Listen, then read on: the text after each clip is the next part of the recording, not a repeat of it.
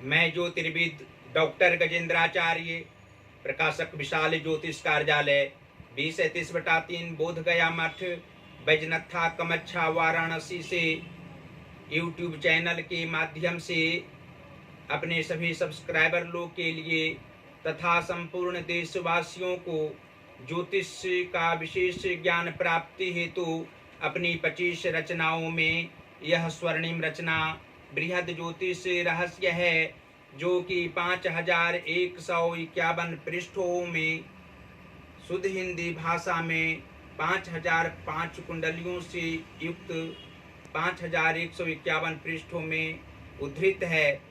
इस ज्योतिष महाग्रंथ को इतनी कलम अर्थात 525 कलम से रचना मेरी द्वारा हुई है। आज आप लोगों को जन्म कुंडली के 6ठम भाव में सूर्य और शुक्र ग्रह को बैठने का फल स्पष्ट शब्दों में दर्शाने जा रहा हूँ। जन्म कुंडली के 6ठम भाव यानी रोग व शत्रु भाव में सूर्य और शुक्र के मेल से जातक श्रेष्ठ व पंडित जनों का स्नेही, दूरदर्शी, दुखियों का दुख हरने वाला, तपस्वी स्वभाव का होना अनिवार्य तथा शत्रु नाशक होगा। आदर्श भी जनमानस को समान रूप से यह जातक करेगा। मंदे होने पर भी शुक्र सुख ही पहुंचाता है और सूर्य शत्रु समाज से निरंतर जातक को रक्षा करता है। ये जातक कभी कभी आलसी स्वभाव के हो जाते हैं। दोनों ग्रहों के यहाँ टकराव में जातक को शारीरिक कष्ट होते हैं तथा मन में अशांति सदैव बनी रहती है। घर द्वार में आर्थिक परेशानी के कारण जातक परदेश में पहुंचकर अपने गुणों के प्रयोग से धनवान बनते हैं। 6ठवें भाव में सूर्य तथा शुक्र को एक साथ रहने से जातक मध्यावस्था से उत्तम सुख अनेकों प्रकार से प्राप्त करते हैं, लेकिन इसकी पत्नी को उदर व मस्तिष्क रोग विशेष रूप से परेशानी में रखता है। इसके लिए जातक को सोमवार का व्रत निश्चित ही सप्रेम रखना सर्वोचित रहेगा। उस दिन भगवान शिव की आराधना से जातक को मनोवांछित फल मिलेगा, जिससे जीवनोपर्यंत विपक्षी हर स्थिति में दबे हुए रहेंगे, साथ ही मृत्यु पर्यंत प्रत्यक्ष रूप से शत्रुता भी करने को वे सब नहीं सोचेंगे। इनका हृदय भावुक प्रवृत्ति का होना सभी स्थितियों में अनिवार्य है और जन्म कुंडली के कर्म भाव के स्वामी यदि बुध ग्रह हों तथा मातृभाव के स्वामी बृहस्पति हों तो 6ठवें भाव स्थित सूर्य और शुक्र के प्रभाव से जातक को कर्म क्षेत्र में अधिक परिश्रम करने पड़ते हैं। मानसिक तनाव विशेष रूप से जीवन के पूर्वार्ध भाग में कर्म क्षेत्र में रहा करता है, लेकिन उत्तरार्ध भाग में मानसिक सुख इस जातक को प्राप्त होना ज्योतिषीय दृष्टिकोण से स्पष्ट है। माता को सुख देने के लिए ये जातक हर प्रकार से प्रयत्नशील होते हैं और मातृभक्त इन्हें होना भी स्पष्ट है। जन्म कुंडली के भाग्य भाव के स्वामी शुक्र ग्रह हों तथा धन भाव के स्वामी भी शुक्र ग्रह हों, अर्थात भाग्य स्थान के स्वामी शुक्र वृष राशि का भाव हो और धन भाव तुला राशि का हो तो 6ठवें भाव स्थित सूर्य और शुक्र के प्रभाव से जातक का भाग्य 32वें वर्ष तक सामान्य रूप से मंदे फल के समान होता है, लेकिन उसके उपरांत भाग्योन्नति इनकी होती है। भाग्योत्थान 38वें वर्ष के उपरांत मुख्य रूप से होता है और धन का अभाव जातक को जन्म काल से ही नहीं रहता है। सभी अवस्थाओं में प्रसन्न रहने वाले तथा अपनी इच्छा के अनुरूप चलने वाले हर जगह ये जातक होते हैं। जन्म कुंडली के एकादश भाव के स्वामी चंद्रमा हो तथा विद्या व संतान अर्थात पंचम भाव के स्वामी शनि ग्रह हो तो षष्ठम भाव स्थित सूर्य और शुक्र के प्रभाव से जातक को लाभ किसी भी कार्य में हो सकता है यदि स्वतंत्र रूप से ये कार्य करते रहेंगे तो, लेकिन संतान सुख सही रूप में जातक को नहीं होता है। इनकी संतानें इनके विपरीत रहा करती हैं, जिसमें पुत्र तो विपरीत दिशा की ओर जाने वाला होता है। इनके विपरीत कार्य करना उसका स्वाभाविक लक्षण होता है।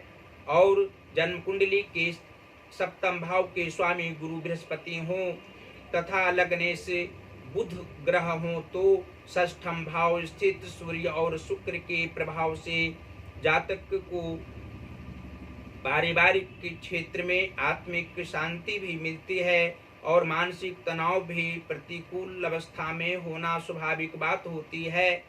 जातक पति पत्नी से मधुर संबंध अवश्य रहा करता है, लेकिन वैचारिक मतभेद भी कभी कभी पापग्रहों की दशांतर दशाओं में होना स्वाभाविक है।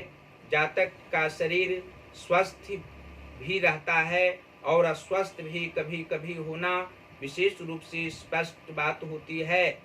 और अंत में जन्म कुंडली के नीचे भावों में अर्थात छठवें आठवें या द्वादश भाव में शुभ ग्रह बैठे हों तथा केंद्र में व उच्च भावों में पाप ग्रह बैठे हों तो षष्ठम भाव स्थित सूर्य और शुक्र के प्रभाव से जातक को मानसिक कष्ट की सामना करनी पड़ती है। आर्थिक परेशानी कर्म क्षेत्र में मुख्य रूप से उठानी पड़ती है और पारिवारिक क्षेत्र में भी शांति नहीं रहने से आत्मिक कष्ट जातक को होता है। इसके लिए जातक को सूर्य की आराधना अवश्य ही प्रत्येक रविवार को कम से कम अवश्य ही करनी चाहिए और सूर्य का व्रत रखने से आत्मिक सुख प्राप्त होगा। साथ ही शनिवार को पीपल वृक्ष में जलदान करने से प्रातः काल में आत्मिक शांति मिलेगी, मानसिक सुख होगा। और सायंकाल में दीपक, मिट्टी का दीपक, सफ़ेद तिल और सफ़ेद तिल के तेल से दीपक के जलाने पर जातक को सायंकाल में मानसिक सुख प्राप्त होगा। और अंत में इस ज्योतिष महाग्रंथ को आप लोग जो मंगवा रहे हैं उनको आत्मिक खुशी प्राप्त हो रही है। आप लोग जो हमारे कार्यालय को जो सब्सक्राइब जो हमारा चैनल को आप लोग जो कर रहे हैं ज्योतिष महाज्ञान चैनल को, उसके लिए सबसे पहले धन्यवाद मैं देता हूं। अंतरात्मा से मैं आप लोग को बधाई भी देना नहीं भूल सकता। और प्रकाश की कार्य जो हम करते हैं उसके लिए अवश्य ही आप लोग हमसे संपर्क करें। हिंदी भाषा की पुस्तक हो, संस्कृत का पुस्तक हो या इंग्लिश का बुक हो, आप लोग अवश्य ही यहाँ से प्रकाशित कराएं। सही समय पर सही उचित मूल्य पर आप लोगों को पुस्तक प्रकाशित करके दिया जाएगा।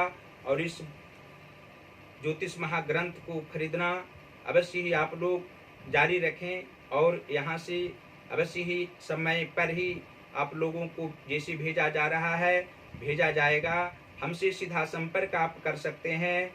सीधा संपर्क का पहला नंबर है जो व्हाट्सएप नंबर है 94 51 22 87 और 47। दूसरा नंबर है पेटीएम नंबर है 88 40 76 17 और 92। गूगल पर भी हमारी सभी रचनाओं को आप लोग देख सकते हैं। प्रकाशक विशाल ज्योतिष कार्यालय हमारे वेबसाइट है। और फेसबुक पर अवश्य ही हमारी सभी वीडियो को आप लोग देखें। फेसबुक का आईडी नंबर है गजेंद्राचार्य ज्योतिर्विद। इस आईडी को खोलेंगे तो अवश्य ही आप लोग हमारी सभी वीडियो को देखेंगे। सब्सक्राइब करना कदापि ना भूलें। ज्योतिष महाज्ञान जो चैनल हमारा है उसको अवश्य ही सब्सक्राइब करें। घंटे का बटन भी अवश्य दबाएं और हमारी वीडियो को लाइक करें, शेयर भी अवश्य करें। देवादिदेव महादेव आप लोगों को अवश्य ही अपनी कृपा दृष्टि आप लोगों पर बरसाते रहेंगे। नई नई ऊर्जा आप लोग में प्राप्त होती रहेगी। हमारी रचनाओं को आप लोग सदैव पढ़ते रहें, स्वस्थ रहें, आप लोग प्रसन्न रहें। देवादिदेव महादेव से अर्थात अपने आराध्य देव से मैं सदैव प्रार्थना आप लोग के लिए करता रहता हूँ और करता रहूँगा। धन्यवाद।